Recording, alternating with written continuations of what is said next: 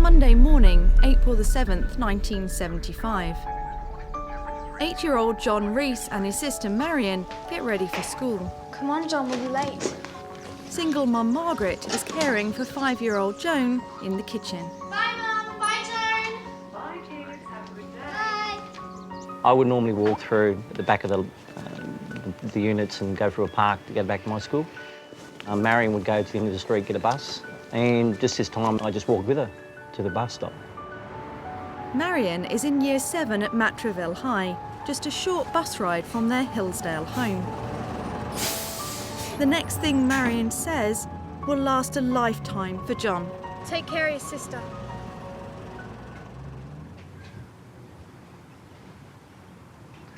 And everything will be all right.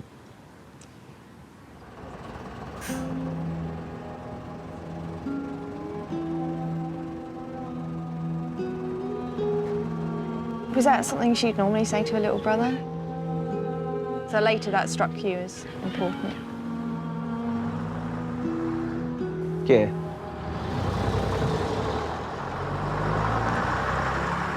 Marion never arrived at school that day, and by 5 p.m. that afternoon, she wasn't home either. Her brother John, who was just a little 8-year-old boy back then, knew something wasn't right. I think I went and saw a neighbour across the way and got him to call my mum. Yeah, because I didn't know what else to do. I went out on a bike and at first I wasn't sure what I was doing. I was just more seeing she could have been up the road somewhere or she could just be late. She could be at a friend's house. When Mum called the police, then I knew it was a bit more serious than that. Despite the search, no trace of Marion was found. The girl with the flaming red hair and bright personality had simply vanished. Everybody loved her. Happy, always smiling, big personality, big red hair. At the age of 8, John was left without a big sister and the person who cared for him. Marion looked after you a lot, didn't she? Kind of like a second mother figure. Yeah, she looked after my sister and I quite a lot, yeah. What was your relationship like with your big sister? It was good. Obviously really hard for you when she disappeared. Really close. She was a 13-year-old girl that just can't disappear without the help of somebody, and somebody must know something. Sergeant Dean Betts is leading the investigation into Marion's disappearance. It is very, very mysterious and something we've obviously been working on for a number of years.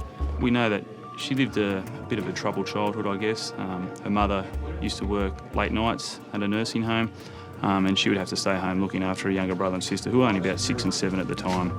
She may have been abducted, we don't know. Obviously there is a theory that there is foul play, but there's also a theory that she may have disappeared on her own accord. But there is also, I guess, an angle that she may have had some assistance. Do you have a gut feeling as to what happened? My own personal opinion is that she has disappeared and that she may be still out there somewhere. Today, Hillsdale is still a close-knit community. John is returning for the first time in 30 years. This is your street? Yep. Used to live over in that house there. This one here? Yep. What are your memories of Marion living here? Good memories. I remember our room was at the front there, so we got to see what everything was going on in the street. New friends were coming out. We'd run out and play with them and, you know, call them out and everybody would come out. It was just always a hub of activity. How does a 13-year-old girl simply vanish without a trace? Was she abducted? Did she run away? One intriguing theory is that Marion left to start a new life with another family. We're aware that she was babysitting for a couple when they have an unusual surname, sort of like an Eastern European surname, and she would babysit for them in late 74, early 75. I think they were just a normal family. They seemed normal, a bit out there. Alternative? Yeah, that would be probably it. We know that they asked Margaret, her mother, if she could attend with them or travel around Australia with them for 12 months to babysit their children. Margaret didn't allow this and wanted obviously Marion to stay at home and help her and look after her children. So we don't know who these people are and we don't know any more about them at this point. A boy who lived a few doors from Marion might be able to help. I believe she may have had a boyfriend that possibly a name similar to Ian's story or something similar that lived in the Hillsdale area and possibly went to the same school as Marion. I would think he'd have to know something. I don't think he could be somebody that you couldn't not ask the question of if he hasn't already been asked it. That's what we're appealing for. Any people that socialised with her as a child, particularly that attended Matraville High School in 74, 75, may have some information. She may have confided in someone that we're unaware of, and obviously if those people are out there, we're hoping that they come forward. It may have happened almost 4 decades ago, but the Marion Rees case has similarities to every other cold case. It's left hundreds of unanswered questions, it's left deep emotional wounds, and it's left loved ones desperate for answers. You're not going to give up looking for her?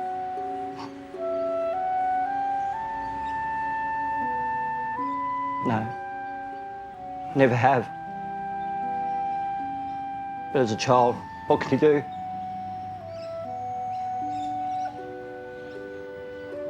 You're 8 years old. Yeah, I know, but I could have done more. You're doing more now. True. Sadly, Mum Margaret has passed away. But John hasn't given up hope that Marion is still alive. Marion, if you're out there, just get in contact with us. Just want to know you're all right.